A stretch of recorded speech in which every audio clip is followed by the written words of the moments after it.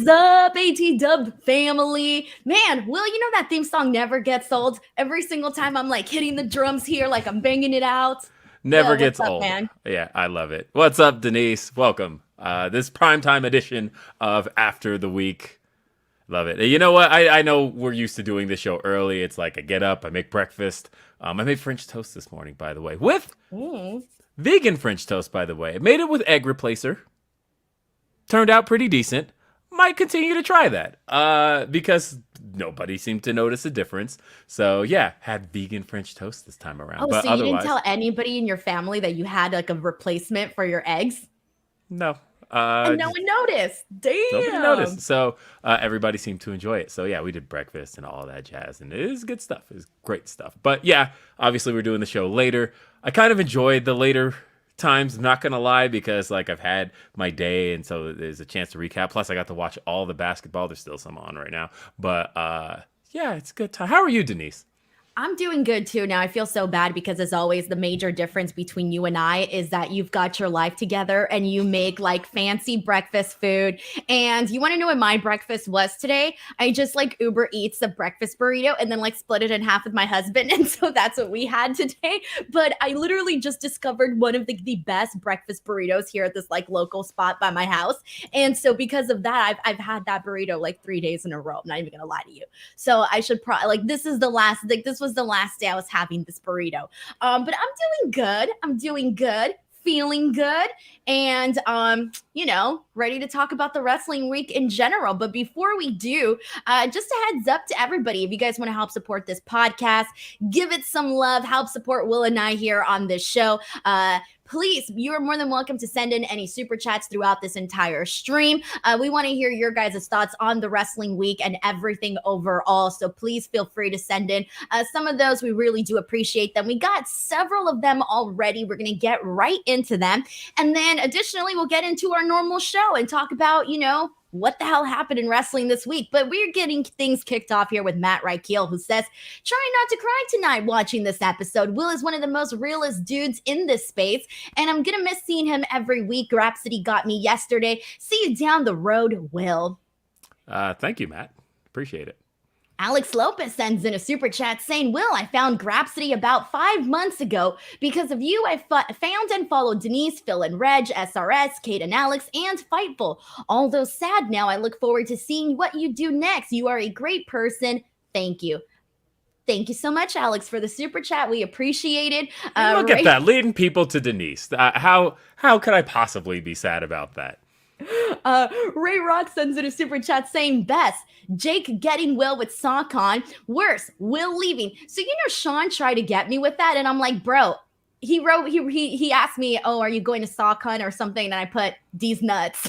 Like, what? You think I didn't watch? You think I didn't see this? Oh, yeah. I know what happened. I'm up to date. Yes, I was gotten big time. And thank you, Jake Salazar, for sending me off on one of the best D's Nuts notes I could have possibly gone out on. I'm just happy that I started the whole D's Nuts thing, after Yeah, that one you did. on Day After Dynamite. I mean, think about it. After that, like the wrestling landscape changed forever with these nuts jokes. Jake Salazar sends in a super chat saying, Will, you made me cry yesterday. Do not do it to me again. I probably will again. Oh, wow. I'm going to miss you, man. Thank you so much to Jake Salazar. Will, stop making the people cry. I'm sorry. That's definitely not the goal here. And I've done enough of that the last week or so. So, you know my rule, by the way. You know how I'm anti-tears. We know this. You know my rule, right? No. You didn't know my rule? Mm-mm. Oh, I thought I told you my rule. Oh, okay. Super chat from Single Blue Notes. The Panda says, Will, thank you for all the time you spent with us next, the trilogy of podcasts. Good luck to what's next. Denise, the podcast has been a great way to end the week, start a new week. Thank you for the show. Thank you so much, man. This show was, literally, what do you call it? Like a brainchild? I don't know. A brainchild of ours, Will. Like we put this together and it just like blew up really fast, in this really nice 8 months. So I'm very happy with what we've done with After the Week. Jake Salazar says, I'm glad that the joke made its way around. I know it was a good time. Jake Salazar sends in another super chat saying, Will, I was in legit tears Thursday, bro. The fact that you even started Googling what SockCon was had me laughing the hardest I have ever laughed. Not a single result was like, hey, you just fell for a joke and you're about to be hit with sock on these nuts. Nothing said that online. I would have felt great about that. And then that was it. That was a very good one. Thank you. I love that, man. Jake, thank you so much for continuing the action here with D's Nuts. I was thinking, man, like I want to start a podcast and just call it D's Nuts. Or would that just be very unprofessional? It'd probably be very unprofessional and people would judge me. Probably. I don't know. All right. We got a super chat here from Amir F. Says, good luck to you, Will. My best of the week, Hater Rave. Thank you so much. Yes, it's really, really good. Shout out Mikey Ruckus, of course, the man behind our theme song. But he released the Hater Rave, the 30-minute rave edition of Jamie Hader's theme. I didn't know that. Oh, it's really, really good. Yes, 30-minute, right? And it kind of cycles in and out between like mixes with other AEW themes. There's a Britt Baker portion, Kenny Omega. He gets everybody's themes in there, but the base of it is Jamie Hader's theme, and it's a 30-minute Hater rave. Like literally, it's very, very good. Mikey Ruckus worked on this a long time, and just shout out Mikey. Very, very good stuff. He's the man behind our theme. He knows how to put on great stuff, great music. We got a super chat here from Da Diddy Man. Didn't send in a comment, but thank you so much, though, for supporting this podcast, guys. We really thank you so much for sending in any sort of love, man. All right, so Will, overall, let's start off with just overall thoughts on how you felt about this week in wrestling. And, was this a good week? Was this a controversial week? How'd you feel about it? I mean, look, I thought that this week, it was definitely a discussion-worthy week for sure. I mean, look, we got CM Punk showing up all over the place. We had Trinity, and that didn't air yet, so that doesn't get to make the list. But Trinity debuting in Impact, and we had a draft this week, and the landscape mostly changed. At the top of the card, not really, but there's pieces that have changed. We saw the introduction of a new championship. Like there's cool stuff, and so overall, I thought this was a pretty good week. Can I ask you something though, Denise Salcedo? Oh, I'm scared. What is it? On this episode of the show, do you mind switching the order? I would like for you to go first. Okay, that's fine. With your picks. I'm good with that. All right. Thank you so much. Okay, you scared me. I was like, oh God, here comes the hard-hitting questions. No, I mean, unless that was something you were just like adamantly against. If it's like, no, Will, because you're going to reveal my secrets that I don't actually have any picks until you say yours, and then I'm screwed. But I did that like 2 times in 8 months. 2 times, okay? Only 2 times did I not have my list ready, okay? There was 2 times where I did it on the fly, where I was just like, fuck it, or whatever the hell comes to my mind is what I'm going with. And then there was like 2 weeks where I didn't have a worst and I was really stressed out. Like there was 1 week where I had nothing, man. But I feel like for the most part, it's like I've been really good with getting my list together and making sure that I'm very well prepared. So yeah. Okay, so we'll do that. Jake Salazar sends in a super chat saying, Will, if this is your last pod for a while, I'm really happy there was no Bray Wyatt in the past months. Even WWE wanted you to go out happy. We won. Jake, thank you so much for the super chat. Hey, Will. Anyways, we got another one here from Simon who says, sad that the show is ending. Really enjoyed watching it, but best of luck to whatever is next for Will. Thank you, Simon. Appreciate you, Simon. All right. So let's do this. Let's start our list, man. Here we go. Oh shit, that means 3. I'm first. Fuck. Yes, you are. Okay. I'm not used to going first. All right. My third best of the week is going to go over to a show that I feel we've kind of mentioned. Like it's sporadically gone in a spot here on this show every now and then, always usually on the best side. And that is going to go over to NXT. The Okay. match that I'm giving this one to was one that I felt it. So it was not the main event, but I thought it was going to be the main event, and this was for the NXT Championship, and it was Carmelo Hayes defending his title against Grayson Waller. And the reason why I ended up selecting this match here was because, Carmelo Hayes is somebody that I have been a lot of fans that watch NXT have been sort of waiting for him to get his opportunity to become champion, and so for him to finally become champion at Stand and Deliver and then get this match with Grayson Waller here on the spring breaking edition of NXT. I felt that they did a really good job. I know there was, an unfortunate injury for Grayson Waller at the end of it, but I will tell you this though, everything up until that point was really good. I thought that they got the crowd really invested. They had some really great moments during this. Like there was a moment where Carmelo Hayes does like a springboard, almost like he does a springboard DDT on Grayson Waller. And that was really cool because then right afterwards, he kind of went for it again, but this time Grayson Waller anticipated it. And so Grayson Waller ends up getting him with a stunner mid-air. So it was kind of Seeing a that, cool yeah. little spot that they did there. I kind of liked how all of that worked out. But I love this. I love the ending. I love the way that, even though there was that moment where you see that Grayson Waller, that clearly something went wrong, but they went right into the finish and it kind of ended up sort of playing into the actual finish in a way. He hits his leg drop. Carmelo Hayes retains, but this was a really good match. It should have been the main event because it really was. It was good, man. So for that reason, I'm going to give it to this one here, Grayson Waller and Carmelo Hayes. Now, let me ask you, Denise, how do you feel? And granted, I could just watch your podcast to find out, but this is after the week, and I am going to get the answers here. How did you feel about the NXT call ups from the draft?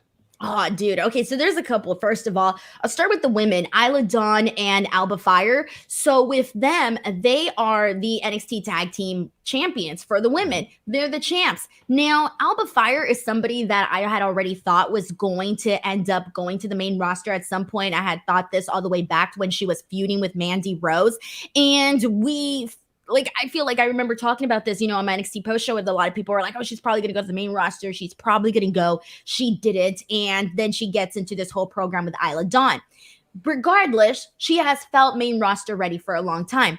Isla Dawn is a lot more on the newer side. However, she's done really well at the character side of things when it comes to wrestling. And so for that reason, I can 100% see the appeal that Isla Dawn has. And she's also not bad in the ring. She's still obviously developing and all of this, but she's not bad. And together they make a really good combo. So I was really happy to see that. As for Indy Hartwell was one of those people that she had been on NXT for so long to the point where you kind of felt bad a little bit because she had already been, in NXT for so long, and all of her, members of the way, Candice, Johnny, and freaking Dexter Loomis, all of these people that she had worked with, Austin Theory, they all went up. They all got called up such a long time ago. Obviously, Johnny Gargano, different situation, but still, they're all on the main roster now, and she was still the one back in NXT. And so I did feel bad for her in that sense. You can tell she has a lot of passion for this. She's a great character, and I think that they can do a lot with that on the main roster. And then JD McDonough was another one. And Yeah. to me, JD McDonough has been he's been underrated. I would consider him underrated. If you watch him on NXT, you know that he has put on really good work, and you're going to get some good matches out of him. And then who else am I missing? I know I'm missing somebody else and I'm blanking. Oh, yes. Zoe Stark is another one. She's really great in ring wise. I think she's going to just add so much in terms of quality. She is going to match up there with a lot of the girls there. And I know they mentioned Von Wagner is also going to be a free agent. He's somebody that you can tell that he's been a I favorite hate for a that, by while. the way. That is not what free agent means. And they did this back with John Cena back in 2017, where they were like, actually, John Cena is a free agent. He can go to either show. Like, that's in any other sport. That's not what free agent means. Free agent means you're able to sign wherever you want to. But it doesn't mean that you can just compete wherever you want to. It's not like, oh, LeBron James is a free agent this season. Oh, he's just going to play for the Knicks this week. And then tomorrow he's going to go play for the Orlando Magic. That's not how a free agent works. Like, you have to sign somewhere. And so this idea that, oh, they're just free agents that can wrestle wherever they want, that is such a misuse of that term. Drives me nuts every time. But I do feel bad because Von Wagner's time in NXT has not been good, Will. And he's actually, I feel so bad saying this because I don't want to be, a negative Nancy. But most of the comments that in regards to him, when I'm doing my NXT post show, it's so negative because he hasn't managed, they haven't found a way to get him over. He's just Mhm. Von Wagner, another big guy in WWE. There's nothing that has sort of stuck out just yet. And so I feel bad saying that, but it is what we haven't seen anything necessarily extraordinary from him yet on NXT, where like all these other people that I've named that are going up to the main roster, I can say something positive about each and every single one of them. I haven't been able to do that for Von Wagner, and I feel so bad. So I don't want to be a Well, dick though. and then there's also Apollo Crews got called up, and like that's cool that he's going to be back on the main roster. But I thought the celebration was a little funny because I'm like, he's been in NXT like less than a year, and what do we celebrate? Like essentially, you're just celebrating going back. I thought that was just a little funny, but no, I mean it's going to be interesting that these are the names that they decided to add uh, to the main shows, and maybe we'll see more come Monday when the draft continues. But calling up the champs, I thought was so interesting because one, are we kind of spoiling title matches coming up here? Pretty sure we are. And then on top of that, I know a lot of people have been asking the question of what was the purpose of taking the belt off Roxanne if you I've were been going. saying that. I was so irritated with that. Well, you have no Yeah. idea. And here's the other thing, because I was like, okay, the only explanation for taking the belt off of Roxanne is that she's going to be moving on to the main roster, right? This week, this Tuesday on spring break, and they had that triple threat match. Tiffany, Roxanne, and Indy. They had an opportunity for Indy not to retain the title. So to me, I almost feel like may have been a very last minute decision. Yeah. It sounds like it. I don't quite understand, but I mean, like, there's time for Roxanne. That's the thing is calling her up. Whether you call her up a year from now or 2 years from now, she would still be one of the youngest people on the main roster. You have a lot of time for her to still hold that mantle, so there's not a huge rush to do so. And I think there's a lot of whether or not you want to call her up today or whether or not you want to call her up in 2025. I think she still has such a bright future ahead of her that I don't know that either has to be completely necessary now. Also, one more thing I do want to say about Apollo Crews is that his time period in NXT was a lot better than his time period on the main roster. Of course, it was different. I guess you can say regimes, but Vince is still there. It's not like he's gone. Mhm. So I just don't really know what that's going to look like. Where I hope that him going back to the main roster is not a disservice for him. But we got a super chat here from Caden Seats that says, Denise, do you enjoy parodies? Yeah, a pair of these nuts. Caden, come on now. Come on now. You think I I mean, wasn't going to get that one? to be fair, Sean got you with that one literally like 3 weeks Yeah. ago. No, not So, parodies. Did he get yeah, one? No, was it it was parodies? it was No. parodies. Yeah, because He got he me. asked you what you thought of the new WrestleMania Oh, parodies, yes. and Yes. then, Yes. No wonder I was like, come on. I know I've heard that one. yeah, and you were like, I didn't see Okay. any new To WrestleMania be fair, parodies. to be fair, that one was a trick one because I was, first of all, I was walking to the freaking car. I think it was the same one when I was Oh, carrying the goddamn chair.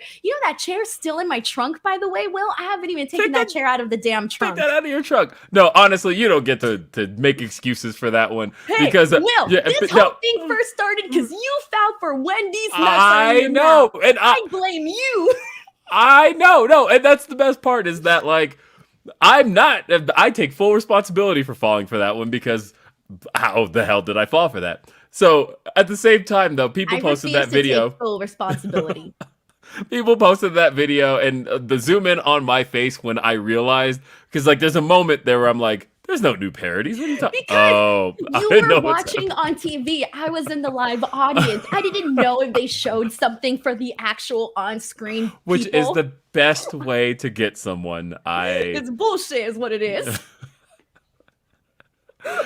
All right. Sorry. Okay. Chad722 sends in a super chat saying, anyone else happy the AEW Black Ropes came back? I I like didn't mind the them. red, white, and blue ropes, so that's one way or the other. Like I got the purpose of the red, white, and blue ropes when you look at the graphic aesthetic of Dynamite and how it has the kind of laser lines that are red, white, and blue. I thought the ropes kind of fit. But I can see where the black ropes are better fitting for the other programming taped with AEW TV, like Rampage, like Ring of Honor. Like the red, white, and blue ropes weren't really fitting there. So I suppose if you're going to be taping multiple shows, you can't necessarily do that. I suppose you could do the thing that 205 Live used to do, where they would just tape purple across the ropes. But I don't know. It probably takes longer. Ricardo, last name TBD, sends in a super chat saying, "May the power protect you always. Love ya, Will." Do you know what that's a reference to, Denise Salcedo? Yeah, I hate these questions. They always blast me. I feel like I'm gonna be exposed. Like, What would you pull that up again and just what would you think based on the show we had last week that that's a reference to? Oh, Power Rangers. That's right. It is a reference to Power Rangers. God, I got the question right. Thank God. Of course, it's a reference to Power Rangers. Oh, man. Thank you, Ricardo.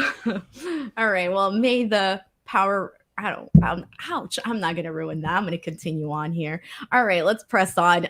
Will, it's now your turn for your third best of the week.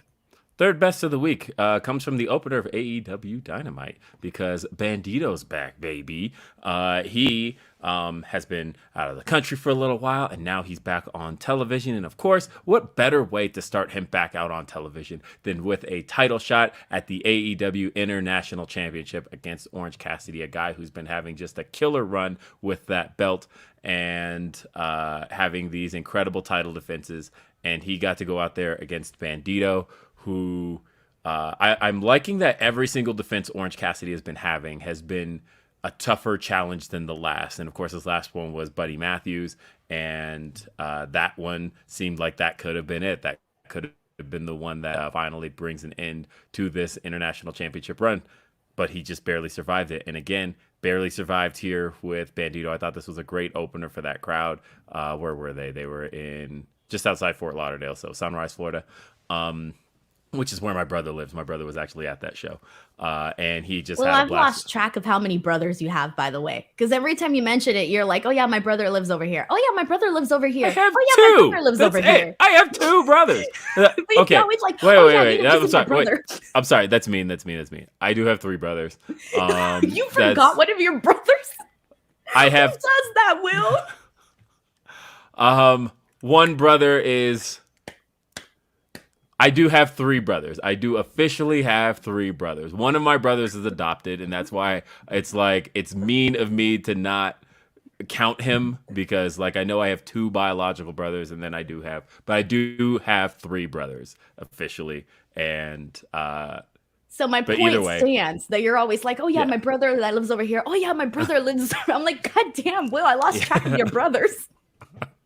It's because I always think of it in terms of how many kids my mom had, but officially, but then she did adopt later on. So I do have one younger brother as well, Gary. I have Curtis who lives in Florida, and I have David who lives in California. Those are my three. And anyway, he went to Dynamite this week. He had a blast with it. But the match he had the most fun with was Bandito versus Orange Cassidy. And he didn't know even who to get into at this point because he's like, look, I'm loving this Orange Cassidy run, but there's a piece of me that would have loved to have seen something new with Bandito. And you could hear it in that crowd. You could hear the split chants, people wanting to see Bandito win. Bandito, of course, just brings a lot to, obviously AEW is doing, they're almost building a lucha division, right? Like how many guys they've been signing and what, and, thinking about Bandito in this scenario and how I think he just in his look brings such a unique flavor to that side of the AEW roster. And I think he is uniquely positioned as a babyface. I don't think he wrestles anything like some of the other luchadors they have on the roster. And I think that brings something special there. And him and Orange Cassidy just tore it up. Orange Cassidy, of course, survives the match. Hitting one last second orange punch followed by the beach break for the 1-2-3. Orange Cassidy is still your international champion. And then after the match, in very cute fashion, Orange tries to put his sunglasses on Bandito. Bandito struggles to keep them on, but it was almost a little adorable the way they were struggling to keep them on. And I had a blast with this. This was a great, great, fun watch. I'll have to save my thoughts on that one. I Johnny figured. sends in a super chat saying, "May the force be with you, Will." Can you ask me this one? Cue me Oh, up. what's this one from? Star Wars.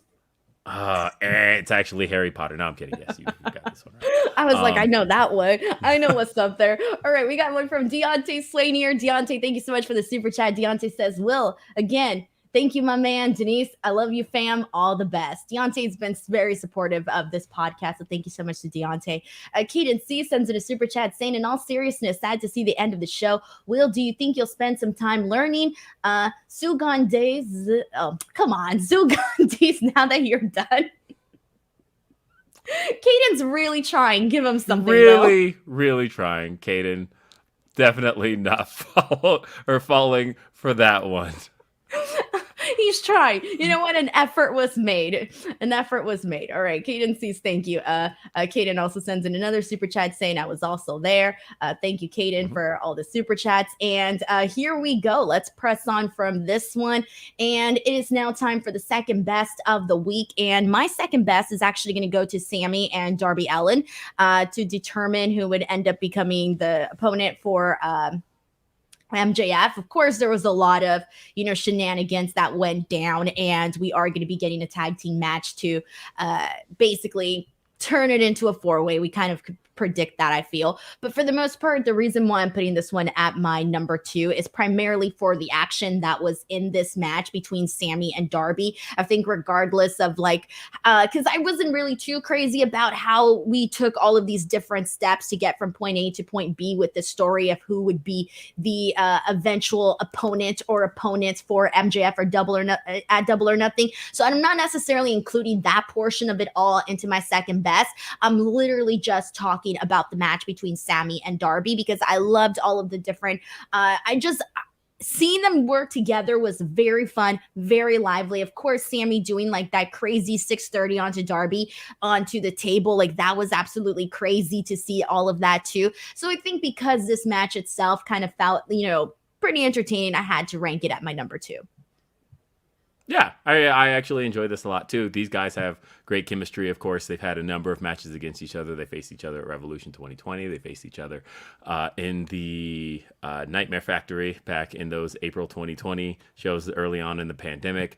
They faced each other for the TNT title, and they faced each other here. And it's actually interesting to watch their rise. I was thinking about the fact that they did have that match at Revolution 2020, right? And that was before there was even a TNT championship. And that was really showcasing that AEW could have a lower card, have a mid card type of division of guys that they were creating themselves and putting in front of a TV audience. And then when they had their match inside the Nightmare Factory, that was, of course, a match to determine who moved on in the tournament for the TNT championship. So that was before there was even a TNT title. And of course, Darby won that one, went on to face Cody, and Cody beat him. And then the match after that was for the TNT title. And so again, we're seeing them rise because now we have it was Sammy as TNT champion facing Darby Allin. And again, a little bit more we saw before. It was for originally it was for nothing, then it was to determine who faced each other for the TNT title, then it was for the TNT title, and now we've reached the level where this match is happening again, this time to determine the number 1 contender for the AEW world title. So like the next step would obviously be whenever they get there again for the world title, right? And I like the fact that this match has made its way up, and these guys seem to up the ante every single time they do it. It was actually one of my favorite parts of Revolution 2020, and so I was really happy to see these guys get to do this again. And we didn't quite get a full-on finish because there's shenanigans leading to things happening next week. We'll see where that goes. I think you can all kind of predict where it probably will. But yeah, this was fun, exciting stuff. I'm glad this was on your list because it wasn't on mine. I know, I was surprised that, well, I don't know, not too surprised actually. But Jake Salazar sends in a super chat saying, "Did y'all see Aldi's debut Friday on Rampage?" This is going to be the thing now. This is going to be the thing. Everyone's trying. You're not going to get us. You're not going to get us. Literally, I went to an Aldi's and bought a bag of nuts one time, literally just so I could say, look what I got. Aldi's nuts. So, come on. I appreciate everybody sending in super chats to get the efforts. All right. As long as you send in your super chats with your efforts to get these nuts jokes, I'm all here for it. Jose Palomares sends in a super chat saying, "Thank you, Denise and Will, for such an incredible show. Best of luck, Will." Thank you so much to Jose for sending that in. Sheldon Jackson sends in a super chat saying, "Good luck in the next chapter, Will. And does this mean you're leaving your shoes, or in this case, your mic in the center of the ring at the end of the show? Love you both, Will and Denise. Thank you." I don't know. I guess I can't really like my proverbial mic. Should I leave my I'll give you a solo at the end of the show. How my about that? my podcast award I won? Should I leave this one here? Is that what I'm gonna do? Yeah. Yeah, we got to do that. You know what? That'll be a nice little visual. I like that. Yeah. Sheldon, thank you for the good idea. Ricardo, last name TBD, says, "Who you main on MK3? Smoke was my dude." The answer, and thank you for pointing out the fact that yes, behind me is Mortal Kombat 3. I went That's what specific. MK3 stands for. I specifically went with Mortal Kombat 3 because I know like the go-to is Ultimate Mortal Kombat 3 because Mortal Kombat 3 didn't really have a big shelf life because it came out middle of 95 and then by the end of 95 Ultimate Mortal Kombat 3 came out and it pretty much made this game a wash. But I still liked a lot of things about Original 3. My main, also Smoke, because one, I like saying to people, "Do you want the smoke?" when I go to face them. The second thing is, I don't know. I feel like instance of combos, juggling, everything that Smoke brought.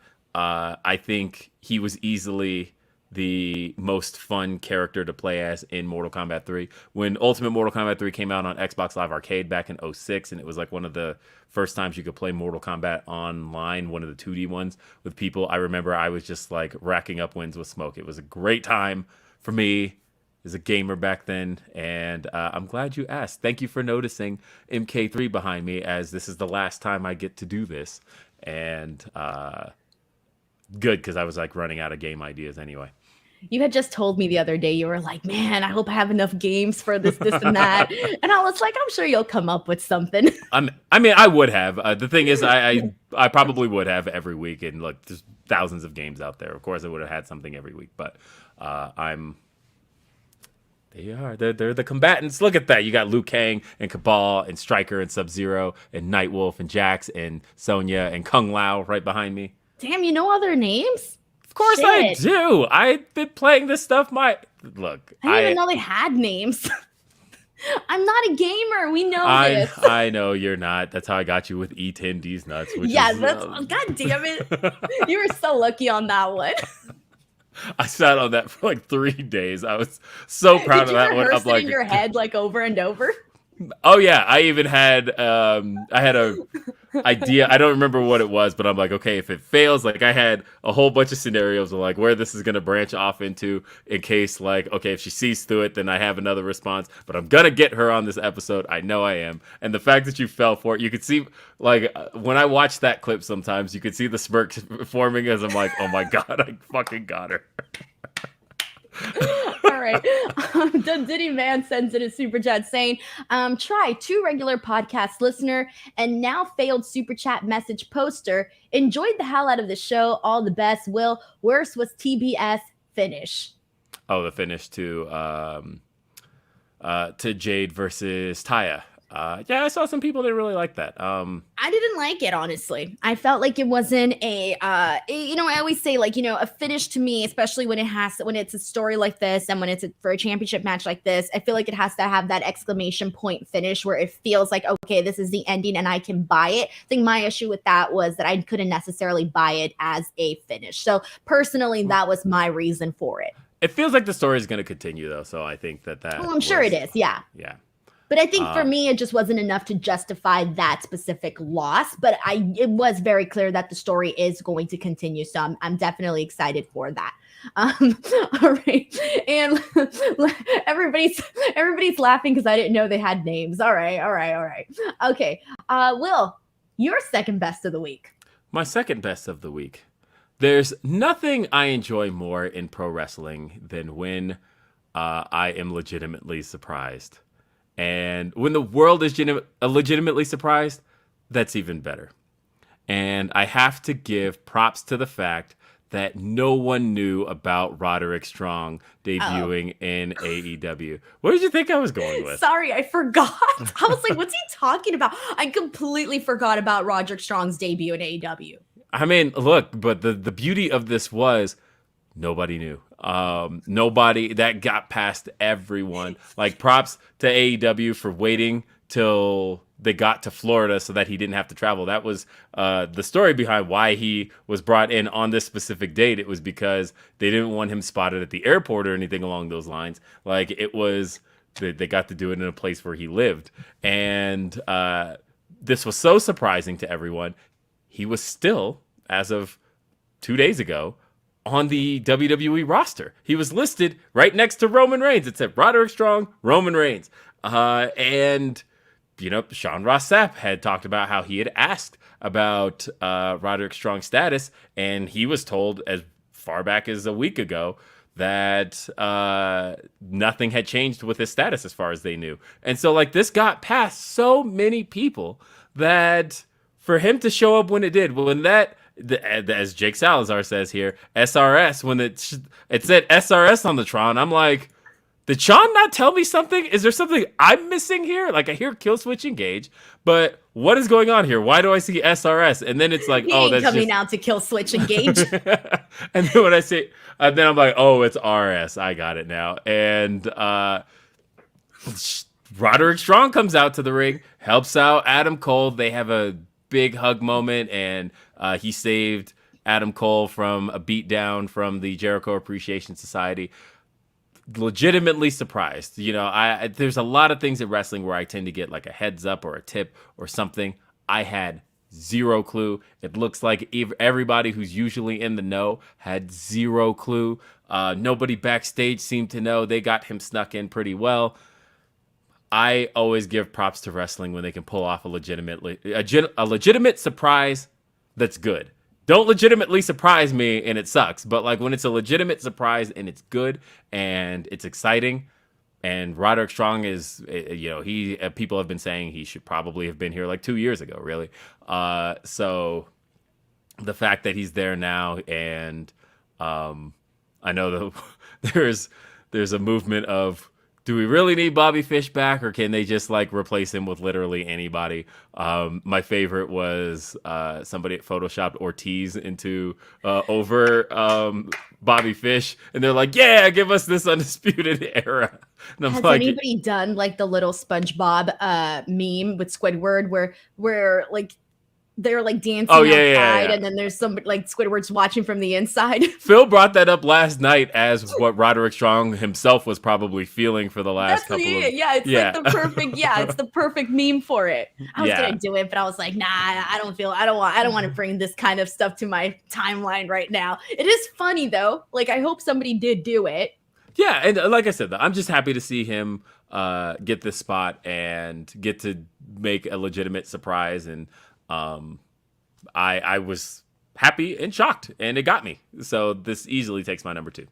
So I'm really happy for Roderick Strong, and I'll tell you because when they changed things on NXT from the NXT Black and Gold brand to NXT 2.0, there were so many guys that it was very clear that they just no longer fit in on the brand, and Roderick Strong was one of them.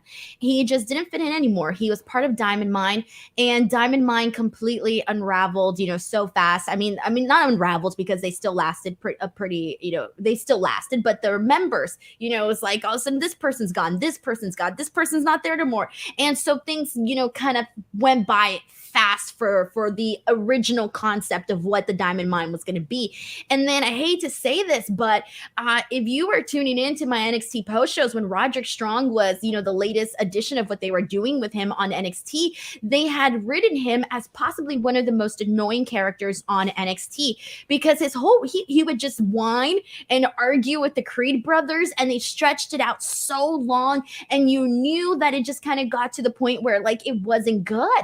And I remember coming on the shows and just being like, my God, just break them up. I don't want to see Roderick Strong and the Creed brothers argue anymore. Like, I was completely over and done with it. And so, and I felt bad too, because it was clear that they just didn't know what to do with Roderick Strong anymore. So, like, the last bits that we got of him in NXT, like, they weren't the greatest. Like, they really weren't, but it was mostly because the story they just presented him as a character that you didn't care for anymore. Like, you were interested in everything else but Roderick Strong in that portion of this story. And so that was kind of unfortunate. And you just really knew that he just did not fit in the brand anymore. So I'm happy for Roderick Strong. I'm happy that, he had already done anything that he was going to do there. Like, it didn't feel like they were going to move him up to the main roster. It didn't feel like anything was going to change.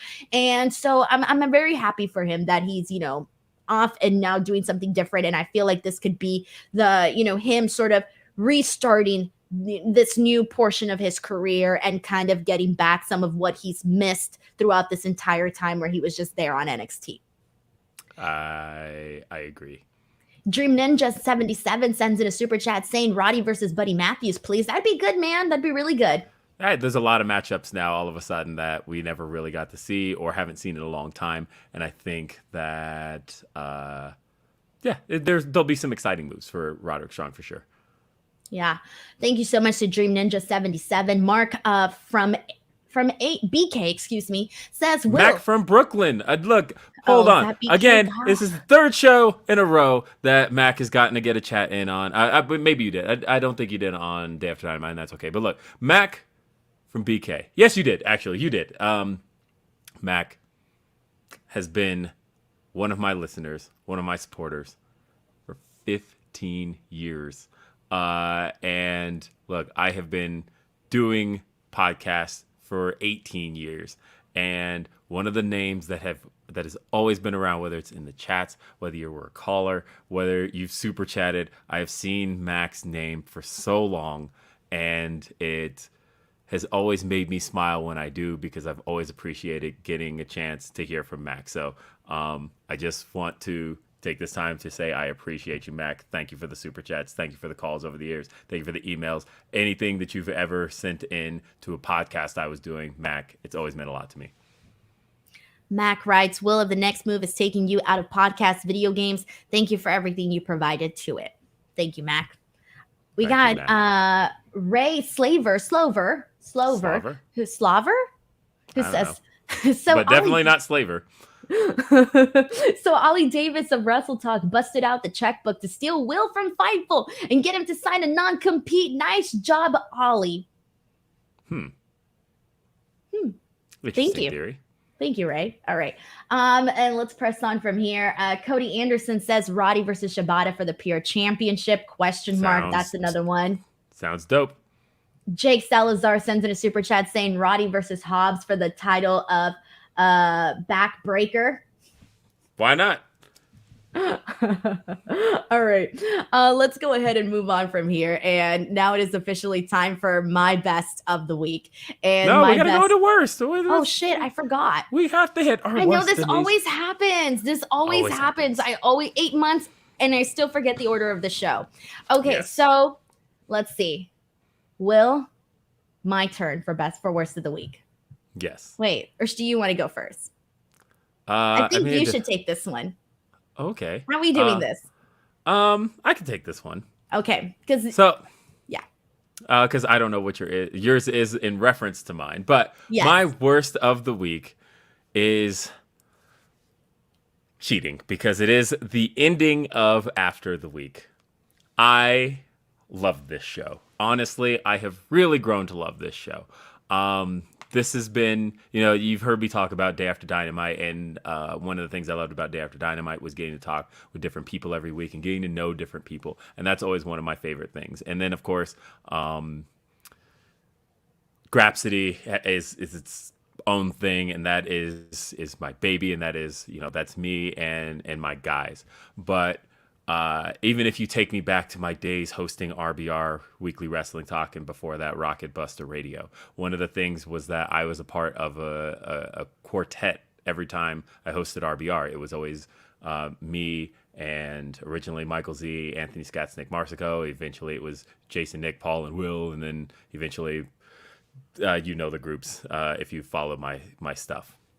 But I have never truly had one co-host who I just clicked with like that, who I felt like I had great chemistry with and I was able to make great content with. I was always either a part of a group or, like I said, I had kind of a rotating set with people. But to have somebody like Denise that I just enjoyed getting to do this show with every week means the absolute world to me. And not getting to do this show anymore already stings enough. But I guess here's a little tidbit here. If you guys notice, I don't have any more wrestling podcasts. And when I talk about having podcasted for 18 years, there was no gap in there. I've literally been hosting wrestling podcasts since June 18th, 2005. And I hosted the first episode of what later became Rocket Buster Radio the next week and then later became RBR. And I didn't take any time off after I left RBR. Literally, I hosted my last episode of that on a Wednesday, started Grapsody on that Saturday. No gaps whatsoever. I've been doing this consistently, even when I was doing other side shows, when I was doing Now Playing Now, everything. I've been at this for 18 years. And with this show ending, I officially do not have a wrestling podcast I am hosting any longer. And that to me is actually scary. The second that we hit that end broadcast button in the top right of our screen, I am no longer a wrestling podcaster. And that to me is an easy worst of the week. All right, Will, and we got a bunch of super chats. How are you feeling? How you feeling, Will? You're gonna make me cry. I ain't gonna cry on this podcast, by the way. You know my rule. My rule is I hate crying. I hate tears. And it ain't happening here on this show. No. Okay. No. All right. It's not happening. It's my rule. Smile. Okay, well, it's also my worst of the week. That's why I wanted you to go first. But there's a couple of people that are asking here.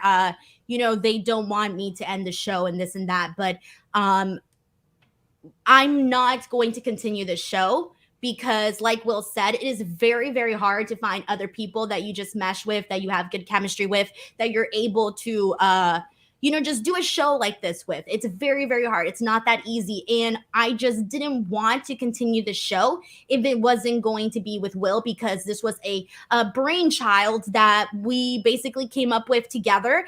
And so this was always, our show. And it would just be really weird if I even continued it with someone else. And I wouldn't want to do that. So this is going to be the final episode of After the Week. I'm not going to go and do the show with somebody else. It would just feel too weird. So I was thinking you should, but like poorly have like Mikey redub his my name in the song. It's Denise and not Will. And just like Photoshop my head or somebody else's head over mine, but like keep my body there. That would have been the way to do it. That's the Denise move. And not Will. Denise and not Denise and not Will. Not Will and Denise. That's the way to do it. I'm telling you, that's it. Oh, man. Sheldon Jackson sends in a super chat saying, I just hope Rhea versus Zelina at Backlash doesn't cause problems within the House of Black, LOL, between Malachi Black and Buddy Matthews. I didn't even think about that, to be honest. I hadn't thought about that either. That's pretty cool. Chad722 says maybe we can get an annual after the year. I don't know. Maybe. We'll see. Bob the Builder sends in a super chat saying since it's Will's last show, I wanted to ask where I can listen to your old episodes of RBR. They're all still up, I believe. RBRWrestling.com. I think every show I ever hosted going back to June 18th, 2005 is there. Look, and guys, I hosted that show since I was 17 years old. I had some bad takes, I'm pretty sure. I was listening to an episode one time from like 06, and somebody asked me something about The Undertaker, and I had this really dumb answer that probably didn't sound dumb at the time, but listening to it, I'm like, what the fuck am I talking about? Like, I don't endorse anything I said on that show, just so you guys know. Going back, if you want to go ahead and listen to him, be my guest. Please don't bring him to my attention because I'm gonna cringe to know. Like reading your old Facebook post, like, I said that. I said that. even like, would you cringe with some of the stuff you said even in like the last year?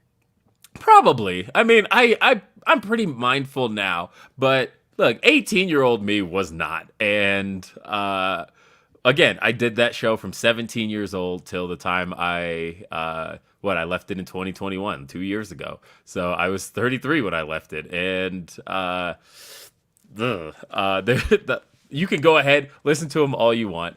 I never run away from anything I've ever done or said, so it's all out there. And until I don't think it'll be out there a whole lot longer. I suppose that's a scoop. But for now, I did 835 episodes of that show, so go right ahead. They're up there. I think it's rbrwrestling.com.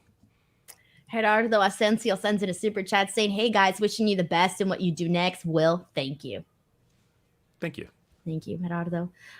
Okay, and let me just press on and catch up here. Cole Henderson sends in a super chat saying, "Watching you two build the show from scratch has been so fun to watch. Plus, put that pod intro into the Hall of Fame. You both are the best." Thank you, Cole. And yeah, man, that freaking intro is incredible. Look, honestly, I'm always proud of every intro I've ever had. Again, talking about other podcasts, like pretty much since 2008, it's been a rule of mine to like try and get an original song done for podcasts I do. Even my stupid little beatbox at the beginning of Day After Dynamite, which like pops me every time. I always want to have something at the beginning that gets me hyped and into the show. But honestly, I know it's like picking your favorite child, but the After the Week intro is definitely up there with the best intros I've ever had on a show.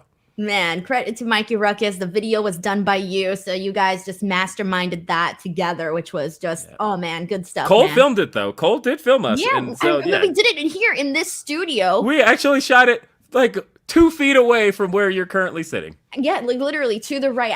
I brought out this like big white pop-up board, and we just like squeezed all three of us into this tiny little space, and we didn't know what the show was going to be at that point. And we just like took our little pictures, and you were coming up with all the poses, and then I had an idea. I had an idea of what I wanted it to be in my head. I was like, the SmackDown 2004, 2005 intro was what I knew I wanted it to be. And so I was like, we just need to film stuff in the style of that and let me take care of the rest. And yeah, that was how we did that. I still remember when we decided to start this podcast, why we decided to start it, and like where I was at when we were trying to come up with the names. I remember I was brushing my teeth actually when you messaged me immediately after you and I did the Raw post show on Fightful. You were like, "Denise, everybody's loving this show, blah, blah, blah." And I remember brushing my teeth and reading your text messages. And I had already decided that I was going to do a show on here. But then you were like, "We should do a show together." And I was like, fuck yeah, like after what we did on the Raw post show, I feel like this is definitely a good idea. And I remember I was at the Orange County Fair when you and I were texting each other all these names, and I wanted to name the podcast POV. Oh, yeah. I remember POV. And it was like, Denise, don't think you want that. Exactly. And I was like, so like, I really liked the idea until I found out what it pretty much meant, I guess. And then what else do I remember? Yeah, there was like some really good times, like just thinking like, I don't think we knew that this show would be what it ended up being in such a short time period, because it was only 8 months of this show. So man. All right, Board Dude 630 says, "I'm really happy to be here for the last rodeo. This is one of my top shows. The good friends hanging out, talking about whatever, and sometimes wrestling. It's all mixed in very nicely, I think." Yuri Alandero sends in a super chat saying, "Damn, Will, killing us this week. Yesterday's episode of Graps was a tearjerker, and now this. Seriously, though, best of luck on your endeavors." Black Macro Kid. God damn, I need to read better. Says, "I don't IDR if non-wrestlers get the all elite, but I'm gonna pop when you get yours, Will. You deserve it, bro." Says Black Macro Kid. Kid. Macro. God damn it. Oh, I hate it. You guys need to come up with easier names to read. It's because, well, first of all, my vision's not great, by the way. So I'm looking, for some reason, Will, I don't know how you feel when you're like reading people's, super chats. Do you read them when they're on the screen to the front of you, or do you read them to the side? Because I have this, my thing is I read them on the side instead of on the big screen. And so I struggle with my vision. Do you need glasses, Denise? Because no. because No. the way you're No, Why are you Will, so offended by this? because I Are we don't going want like? glasses. No. But Denise, if this is a necessity, No, I don't care if it's a necessity. When I was a kid, Will, they sent my mom a freaking letter that said I needed glasses. You know what I freaking did? I took tore that it up. letter, I fucking tore that shit up, threw it away. My mom never found out. To this day, she Denise. does not know that they sent me a letter saying that I needed glasses. Oh Glasses my do not god. go on this face, okay? Like, do you like okay? Because I have like a really round face and like chunky cheeks, like I look like a cabbage patch. Can you imagine adding glasses to that? I can, Denise, and let me tell you why.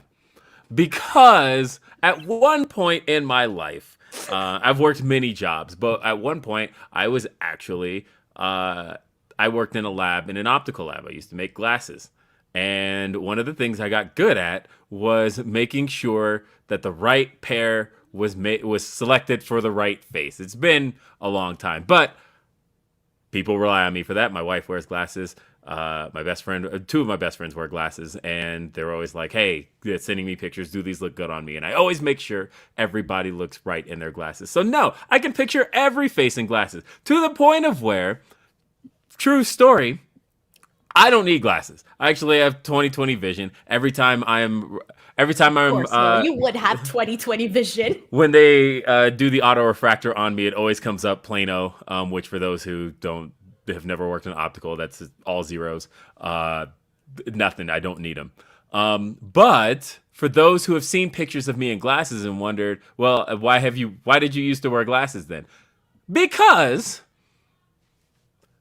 I felt it was a necessity working where I worked. It was like, well, who the hell's going to take anybody seriously who works in an optical field who doesn't wear glasses? And so I literally wore fake lenses the entire time I worked in that field. Dead serious. Will, this is so incorrect though. Because if I saw you working there and you didn't have glasses, I'd be like, oh, this guy knows what to do with his eyes. I'm gonna listen to him.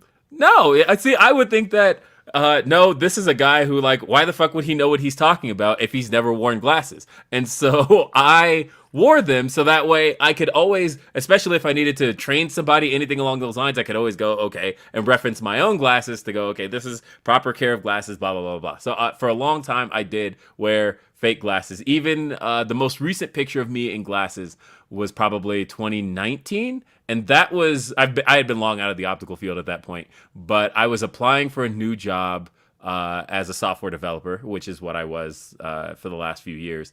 And I was applying with the most recent company I worked for, the one that I told the story of yesterday that laid me off back in December. But when I applied for that job, I was like, I look smarter in my glasses.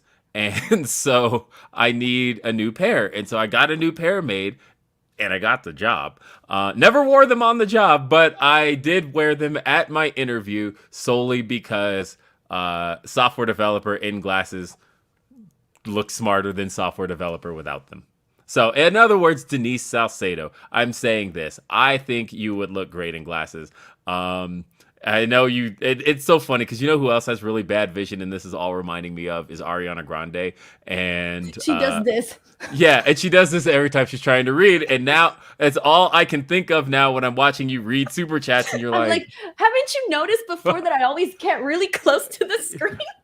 yeah, I have noticed. This is just the first time I'm pointing it out, but Oh, and I thanks, figure on the Will. last show this is a great time to do so. So what I have, by the way, the what do you call them? Optometrist? Okay, yeah. They told me so I have one eye that's farsighted and one eye that's nearsighted. Oh, those would be the best glasses on earth. You would have one because essentially I mean, how what is the difference between the two? Is it like a -1 and a +1? Because if so, that's not going to be I that have bad. no idea. I But haven't gone to the eye doctor in like 10 years. Denise, I know. this explains so much. I can't get myself to do it. Like you don't understand, Will. I can't get myself to do it. Because I Oh, feel like if I go to the doctor, they're gonna give me bad news. And I don't need that kind of negativity in my life. So I just don't go. Denise Salcedo. Because look, I have multiple times throughout our friendship been behind the wheel with Denise Salcedo driving, and I have to say, Oh hell no, Will. I have to say that this whole story now makes sense. It makes a lot of sense. You just told everybody here that you think I'm a shit ass fuck driver. I'm not saying anything. I'm just saying that it makes sense. That's all. Okay, you know why I do not appreciate this whatsoever, okay? 554K sends in a super chat. This is my first time watching after the week, but both of you are awesome. And I regret that I just now seen the show. I wish you the best, Will. Thank you so much to 554K. I appreciate Plenty that. of episodes to go check out, by the way, because we've You been can doing check this for them out. months. I feel like they feel pretty evergreen too, for the most part. Ray Rock sends in a super chat saying, "What's the fate after today? ATW is a great concept. We're killing it. It's done. We're killing it." Yeah, I mean, what's the fate of anything? I guess follow us. Follow Denise. Follow me. That's one of the best ways you can do that. I won't have this Twitter handle a whole lot longer. So I tweeted yesterday that I finally got my hands. I want to tell this story. Are you going to tell the story? I was going to say this story gets to get told. Story. Yes. Okay. This story gets to get told on after the week. All right. So I tweeted yesterday that I know you know this story already, but so I tweeted yesterday that I will no longer be using the William RBR Twitter handle that I finally have obtained the Twitter handle Will Washington, which is a Twitter handle I've been after for about 14 years, and I've never been able to secure that Twitter handle. The user that was using that Twitter handle, he wasn't using it at all. It was an account that maybe had 2 tweets on it, and they were going back to like 2010. And I knew that I was going to get my hands on this somehow, but I wasn't sure how I could do it. So, look, I'll just say this. I'm good at what I do. And I did some digging, and a whole lot of digging, and I happened to come across the information of the other Will Washington. I actually found the other Will Washington's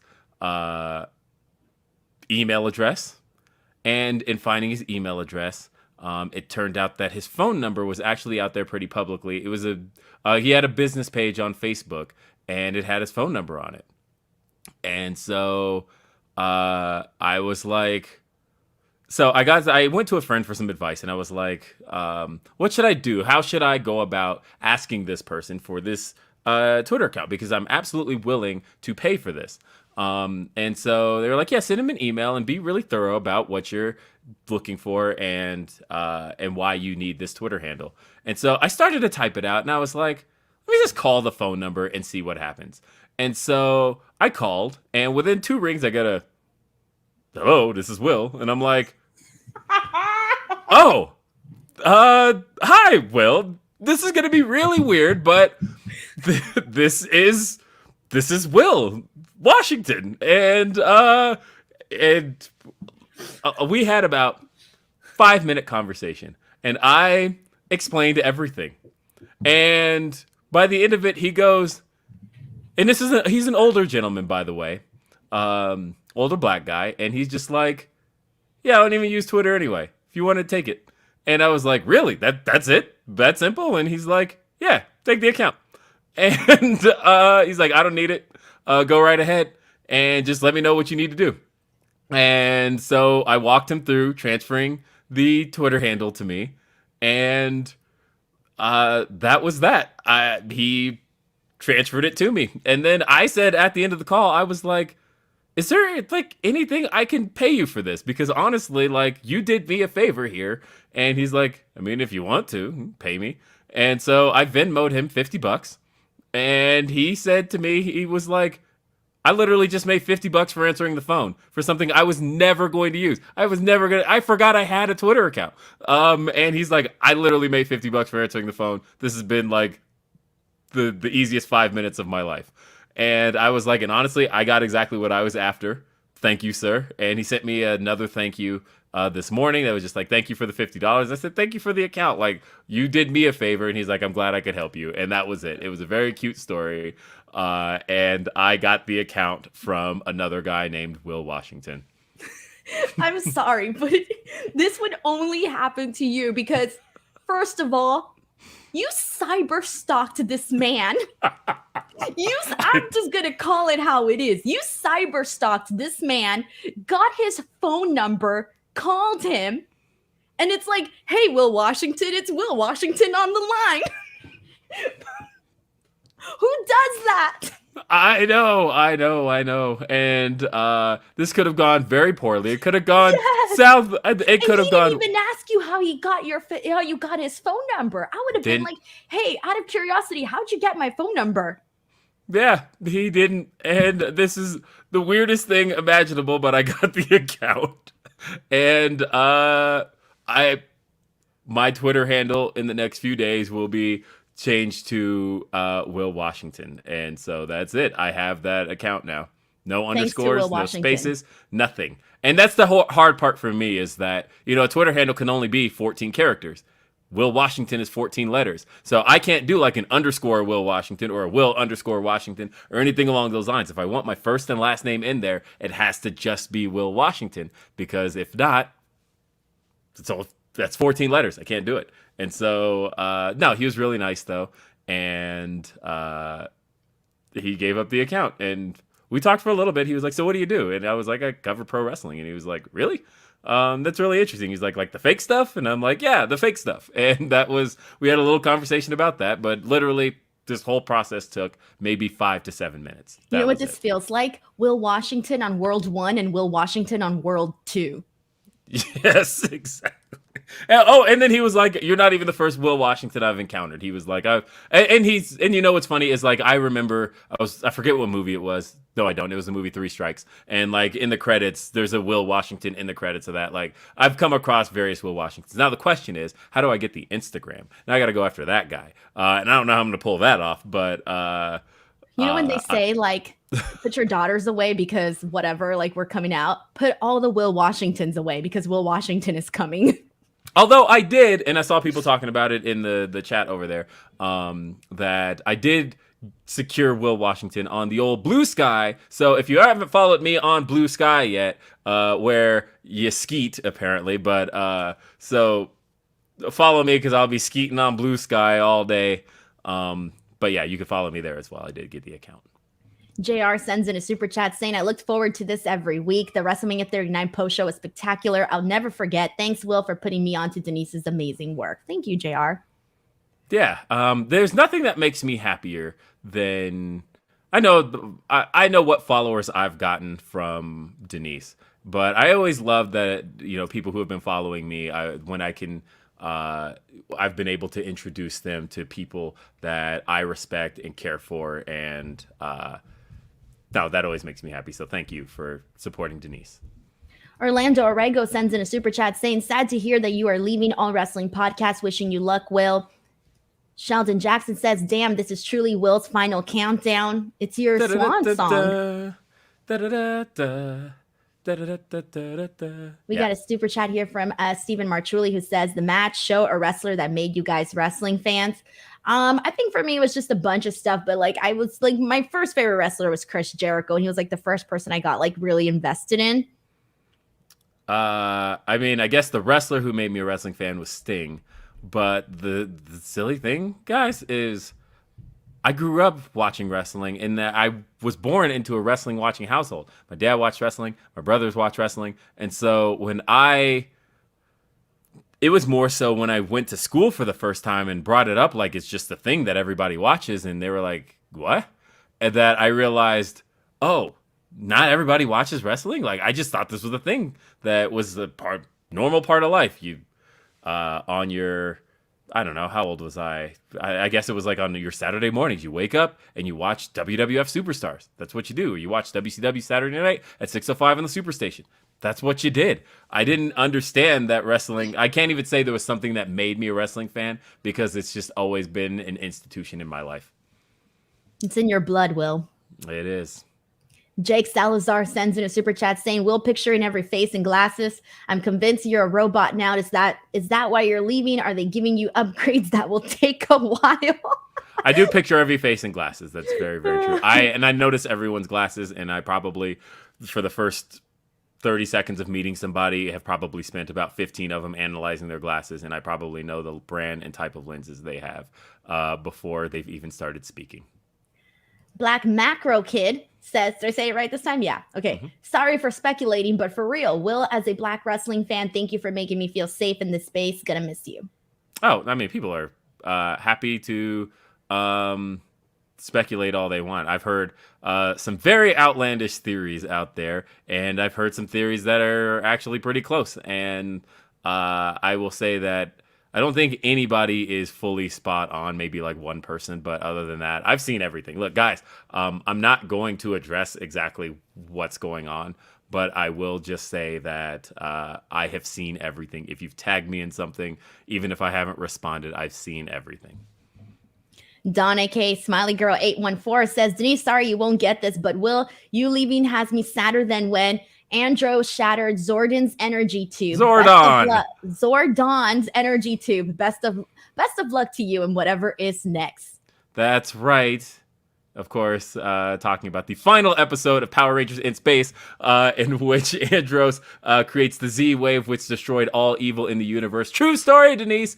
That was supposed to be the series finale of Power Rangers, but it was such a popular season that they ended up extending another season, and the show has been going ever since. That episode aired way back in 1998. We thought it was over. We thought Power Rangers was out of our lives, and they were like, hey, actually, it's going to continue, and here we are in 2023, and this shit is still going 30 seasons in. Rico sent in a very generous super chat saying, enjoyed the show and enjoyed what you both do in the wrestling world. Thanks for the entertainment. Appreciate you both, and we'll miss the show. Denise, you're awesome. So are you, Will, and all the best to you. Thank you so much, Rico. Thank you. I want everybody to continue supporting Denise. The cool thing about this channel is that the live content on this channel isn't going away. It's just grown, as a matter of fact, just recently, because you've got Speak Now 3 times a week, baby. You've got... And possibly even 4. But right now it's 3. Yes, that's right. Because you could... How are you going to pull that off on Saturday? Okay, we'll have to talk. Yeah. I don't know, Will. You're leaving me here, man. You're leaving me here. I'm just here going to be by myself. Hi, guys. But there's going to be such... I mean, look, this channel has grown so much. As I said here on... or as I said over on Day After Dynamite, this channel has grown a lot. And look... I mean, I know how many followers it had before After the Week. It certainly didn't have 100,000 before After the Week. So really, it's not Denise's hard work. It's not her incredible personality. It's not her ability to know exactly what content makes a channel function, and knowing exactly how to best curate her content. Oh no. It's Will Washington, baby. Will Washington is the reason that this channel hit 100,000 subscribers. I don't know how she's going to do without it. If, as soon as this show's over, it'll suddenly drop to 79,000. But it is what it is. So you're welcome, Denise. Thank you, Will Washington from World 1. Jake Salazar sends in a super chat saying, Denise, I know you hit speed bumps and wonder why they made noises. Oh, I get it now. I get it. Yeah, you know what? Thanks a lot, Will. Thanks a lot. Shytown Spurs says, this is no longer a farewell podcast. This is now an intervention. Denise, at least consider LASIK. No, thanks. We're moving on. My vision's not that bad. Everyone's making it seem like it's awful. I just gotta sometimes, because the font is so little. It's not little, Denise. It's little. It's so tiny. And I don't like reading the super chats from here. The words are too big. It's like I need a happy medium. Because you're both nearsighted and farsighted. Like, to me, the font is too big here, and then here it's just too little. And if you had glasses correcting that, it would make it perfect. No, thanks. Chad722 says, chipping in for Denise's glasses fun. I'm not getting glasses. I don't need glasses that bad. 554K says, also, Denise, I think you look beautiful, and I think you would look beautiful with glasses as well, for real. No cap. Yeah, wait till you see how goofy as fuck I'd be coming out looking with freaking glasses. All right, She let's see what wouldn't. else we got here. Sorry guys, I'm trying to catch up with the comments. All right, Mauricio Pomara sends in a super chat saying, first ever chat, Will missed the show. Can't wait for what's next for Will. Also, Denise, WTF. You just can't avoid the doctor because you feel like it. Look, until things start breaking down or they start hurting, there's no reason for me to go. I know, Will. I know you're going to yell at me. I don't need to be yelled at. There's people like me that exist, you know. I know. We My just dad wait. is my dad's like this too, and it stuns me every time. You know what I hate, by the way? You know what I hate? When I like tell somebody in my family, like, oh, I'm not feeling well, or like, this is what I'm going through right now. Whatever the situation is, I hate when they say, you should go to the doctor. Like, you think I didn't think of that? You think I wouldn't go to the doctor if I needed to? I think that's the worst thing you can say to someone. Like when they're just calling to tell you, like, hey, my stomach's or my head's hurting or whatever it is that's hurting. And then they say you should go to the doctor. Why? Unless it gets really bad. Okay, I'm sending a bad message. Everyone should go to the You doctor. are. No, people get preventative care. This is the reason why our healthcare is in the state it's in. You absolutely should get preventative care. You know, when I go to the doctor on my birthday every year, I go to. That's so morbid, Will. Why would you do that? Because it's like I just turned a new age. Let's get my health checked up and make sure that everything is still where it's supposed to be. And if it's not, how can I get it there? You know, look at this face, Denise. You know, losing all the weight I lost was because they told me that I was like right on the cusp of diabetes and I needed to get this shit under control, and I did. And look, I am somebody who absolutely hates needles. I hate getting blood draws. I can't see the sight of my own blood leaving my body. It drives me insane. And I might faint. But at the same time, I recognize preventative care and I do it because it's what I feel has helped keep me alive. Well, you know what? Until my check engine light goes on, then I'll be like, all right, I got to do something. All right. Zero Prime sends in a super chat saying, once again, best of luck on future Will. I just hope we get to see her Sheeta as champ once again from front crowds, so you can bust old podcast to hear your opinion. Yeah, that'd be cool. I mean, of course, I would love to see that. I know we haven't gotten you fangirling over Sheeta in just a minute. Cody Anderson sends in a super chat saying, "Will." I mean, if you want me to, because there's a Sheeta figure right here, signed by Hit Carter Sheeta, and this is a limited edition exclusive, one of 3,000. It's mine. Cody Anderson sends in a super chat saying, "Will, do you read the Power Rangers comics?" I follow them, but I don't have the time for comics in my life anymore. But I follow the stories that are going on with them, yes. Heartless sends in a super chat saying, now that you're leaving, will you finally make a fan house account? Serious note, wish you the best. What is fan house? Do I want to know? No. How fan house these nuts? No.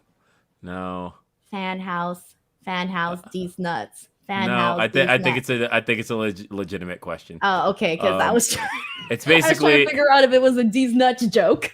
It looks like an OnlyFans competitor, so that makes sense. So the thing. It's the thing. House account? It's the thing Mandy Rose was using. And that's not. Isn't it fan page? No, she's using fan page, I think. I mean, the chat is saying it's the Mandy Rose thing. Multiple people have said it. So, damn, Will. So, anyway, I don't know. Maybe would you guys pay for it? If so, clearly there's people already asking for it. Look, I lost my job. I could use a lot of things right now. So, sure. Ricardo, last name TBD says, Will gonna be debuted as Mercedes Monet's ballet. That'd be cool too. Jake Salazar says, I may unsubscribe now that Will is gone. Alameo, JK. Thank you, Jake Salazar. And they're saying it was fan time that she was using. Okay. Yeah, I don't know anything. Fan page, fan time. I knew it wasn't fan house. Well, either way, fan house is a thing. Okay, Matt James sends in a super chat saying, so is Will going to show up on the May 8th episode of Raw as Uncle Howdy? LOL, gonna miss the show as well as seeing you on all your other podcasts. I'm gonna miss it too. Mac from Beak, Brooklyn says, as someone who else has a round face, I understand your plight, Denise. Thank you. It's a real struggle, okay? James Robinson Jr. says, here's another show of support to you, Will, on his emancipation of wee wee. Emancipation of wee wee. Emancipation of wee wee is the wildest thing. That like sounds like what I'd say before I pull my dick out. Emancipation of wee wee. That is insanity. Why would I? And this is coming from somebody. And this is emancipate. But nobody was thinking that that's what it sounds like when you pull your dick out. Nobody was thinking that. First off, what does emancipation mean, right? That means to leave, right? And then we're talking about or to set free, right? That's emancipation. Set free, more than the emancipation, the freedom of will. Right. Also, the emancipation of wee wee. Okay, the emancipation of your wee wee. Yes. I'm sorry, my brain just did not go there. Okay, I'm sorry, Will. Emancipation of wee wee. Look, I don't want to sound disgusting and I don't want to sound like a pervert, but just saying you might want to try test that one out with your wife. Be like, hey, you ready for the emancipation of wee wee? And this is coming from somebody who literally has in his hand the Emancipation of Mimi, greatest album of all time. As you can see, Emancipation of Mimi. Bam. Will, I think this is a good time. I know you already know this, but it's a Will time for your, because I don't want people to think I didn't get you a goodbye gift. You know you're a goodbye gift, but since we're talking about wee wee, I might as well bring up Mimi. Will, this is your official goodbye gift. Mariah Carey t-shirt. Thank you. Of course, that is the Rainbow album cover. Another album I literally have right here. 1999, Heartbreaker. There's a lot of great songs on here. Oh man, James Robinson Jr. Thank you.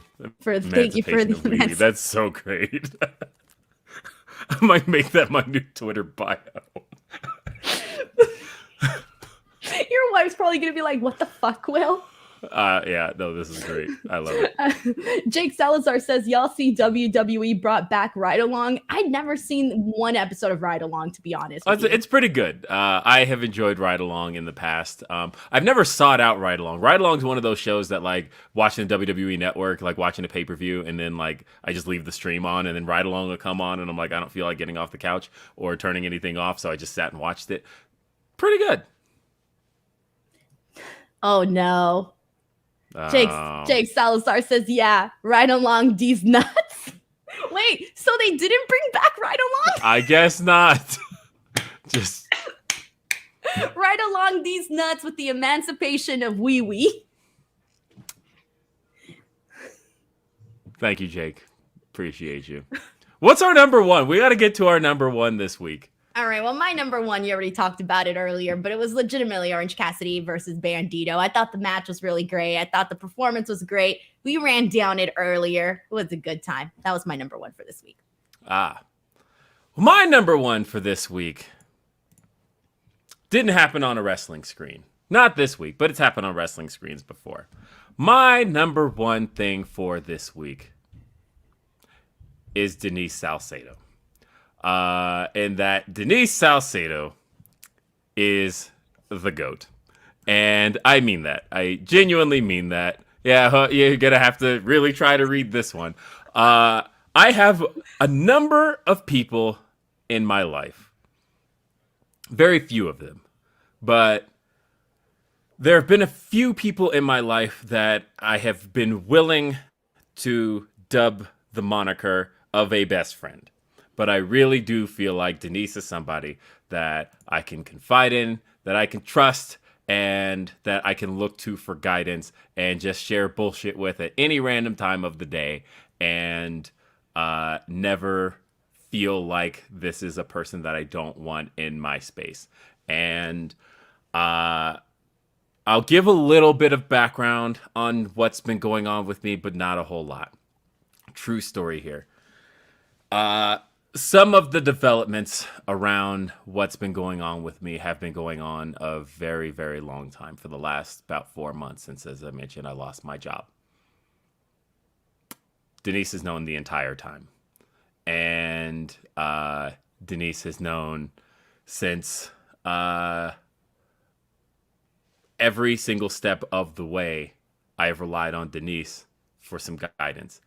I have relied on Denise for her advice, for my anxiety, whatever it is. I have relied on Denise, even if I just needed to call her for all of 10 minutes just to get something out. She's heard me in a panic. She's heard me go through all of the motions to get to where we're getting today. And literally, when I learned of my exit from wrestling media, and when I learned from having to, when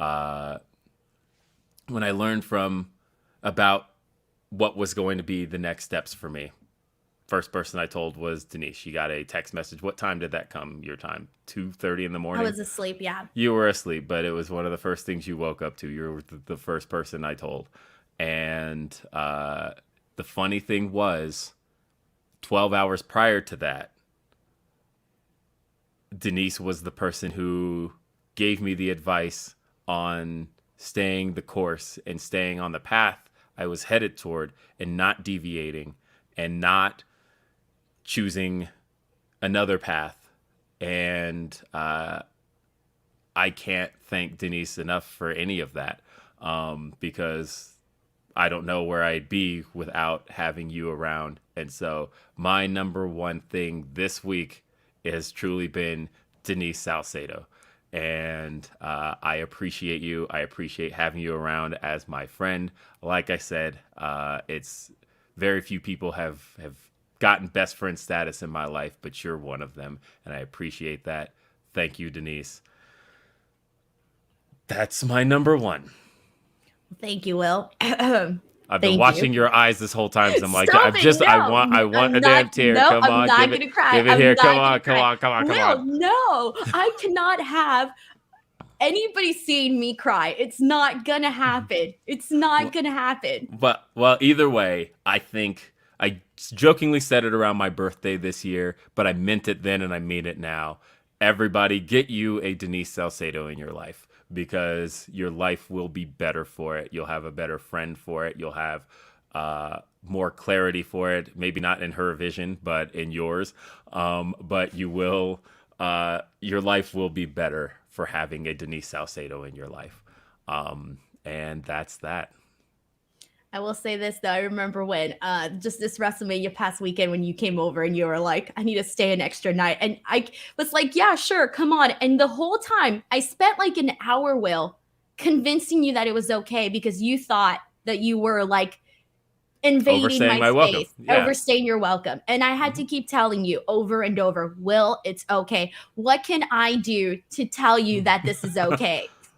I know that, like, but my space is open to anybody who wants to be in my home.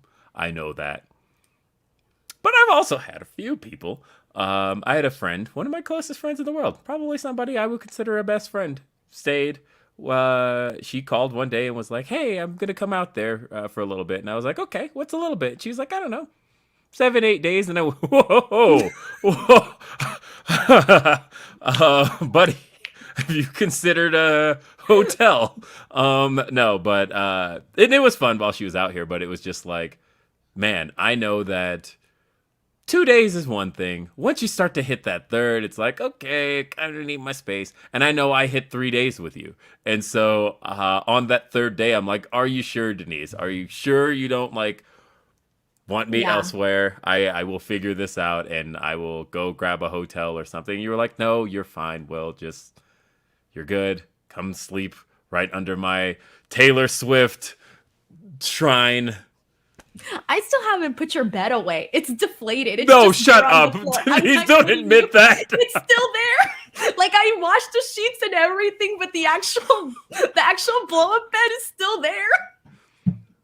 I slept on an air mattress right next to where Denise is podcasting right now. I literally slept on an air mattress feet away from right there. And teammates too. Like I just haven't had the time to like pick it all up and like put it away and like do stuff with it and this and that. But look, I'm gonna say one thing, Will, and I'm not gonna cry. So I gotta open my eyes so I won't cry. That might make it worse. It Please. might work Okay, worse. I have to say, Denise, please, for the love of God, don't say what you're gonna say going like this. It's because if I close my eyes, they're gonna want to cry, and I feel like if I open them, they're gonna dry up. You know, have you ever like opened up your eyes and they get like really dry? Mhm. So that'll stop the tears. No, you have to talk like a normal human here, Denise Salcedo. Please. Okay, fine. I'm not gonna cry. So, because by the way, my one rule is I don't like crying. I hate it. I hate it. I told my husband when we got married, I was like, "You cry, I'm gonna turn the hell around. I'm gonna walk back." That was my rule, by the way. Okay. Anyways, so, Will, you are a very open person. You're a very friendly person, and you always one of the first conversations you and I had was that you always see the best in people. You always want to see the best in people, and I remember in that conversation, I was actually kind of just kind of I'm opposite, right? I'm not, yes, I see the best in people and this and that, but I'm also very, very well aware, and I always kind of know that sometimes people have hidden agendas.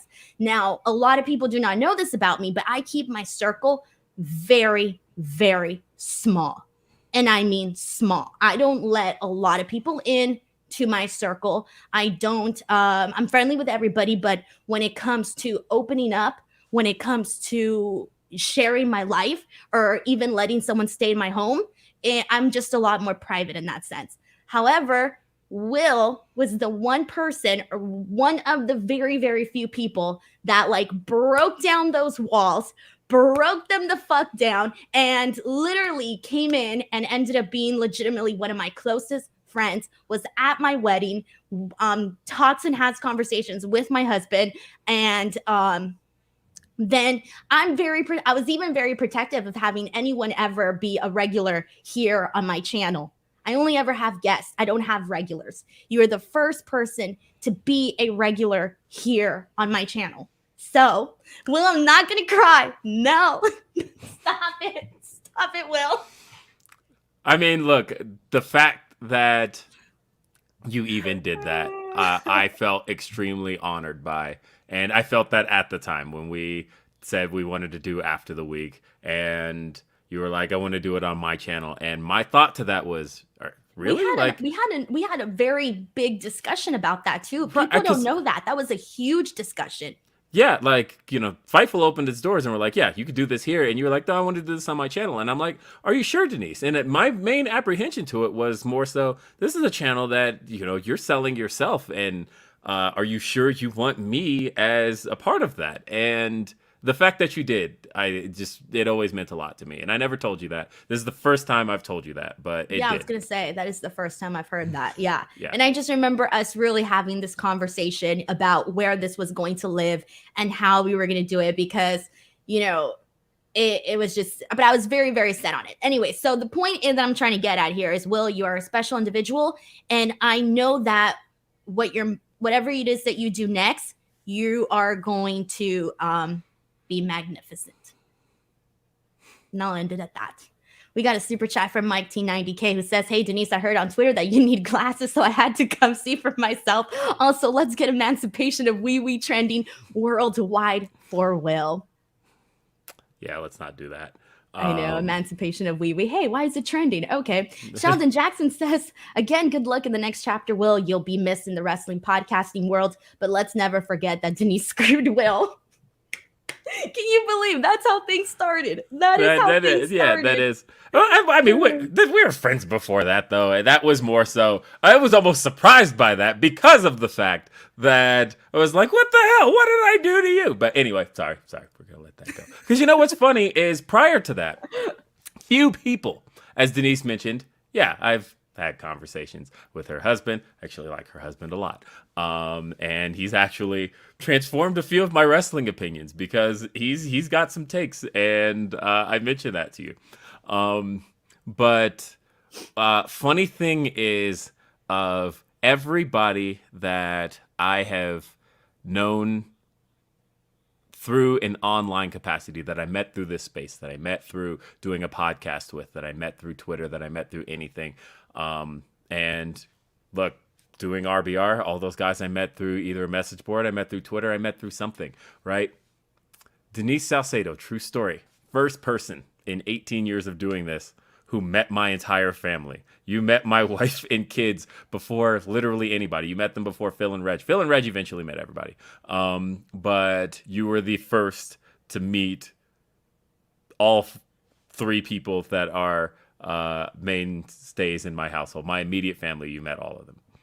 That's wild. Crazy. It's so crazy how fast this whole thing happened, guys. It's just, it happens. Grapple Yes. Geekery sent in a super chat saying, I'm late to the show, but I wanted to thank Will for everything. Watching your work has been great. Good luck in everything that you do. It's Now, weird, Will.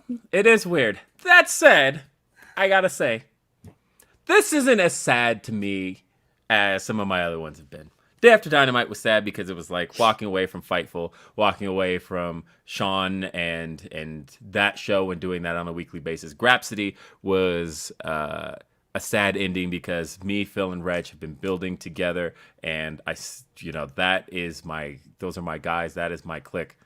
This one, to me, not quite as sad. And I'll tell you why. Because I don't think me and Denise are done making content. And I don't.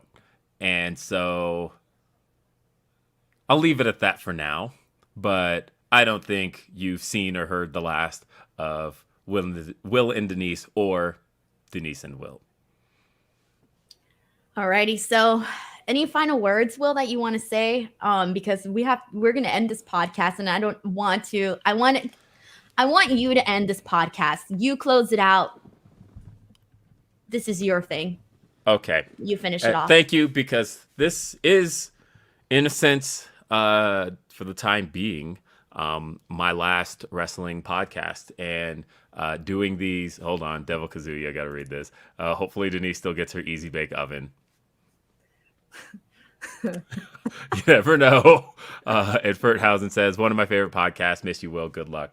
Look, guys, 18 straight years of podcasting has been a blessing. And the reason it's been a blessing for me is because when you start doing something at 17 years old and you end it at 35, that means I essentially became an adult in front of you guys. I grew up in front of you guys. I let so many of you into my life and get to know me a little bit. And that was never really put into perspective for me until the first time it was really like WrestleMania 32. And I was talking to somebody who was a fan, and they were talking like they knew me. And I didn't feel offended by that. I felt like it made me realize that I have basically been an open book to you guys my entire adult life. And I really appreciate you guys allowing me to do that for the last 18 years and allowing me to get to talk about my favorite thing on earth, which is professional wrestling. Getting to talk about guys pretending to fight and putting on a show in this crazy circus that is professional wrestling. And you've allowed me to do that on multiple different platforms and multiple different shows. And it's going to feel weird waking up tomorrow and knowing that I don't have another one of these to do. So thank you to everybody who has allowed me to do this. Thank you to Denise Salcedo for giving me 8 months of the most fun Sundays I've had in my entire life. If you want to continue following me, for the time being, I'm William RBR, but get adjusted to it being Will Washington. Thank you to other Will Washington for making that possible.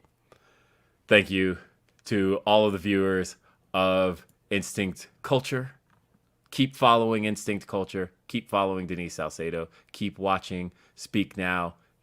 Keep watching Grapsody. Keep following Fightful. Keep supporting the type of content that you want to have. keep supporting the type of content that makes wrestling more enjoyable for you. And again, just keep doing it. That's it. Are we out? We're We're out. out. All right. Peace, y'all.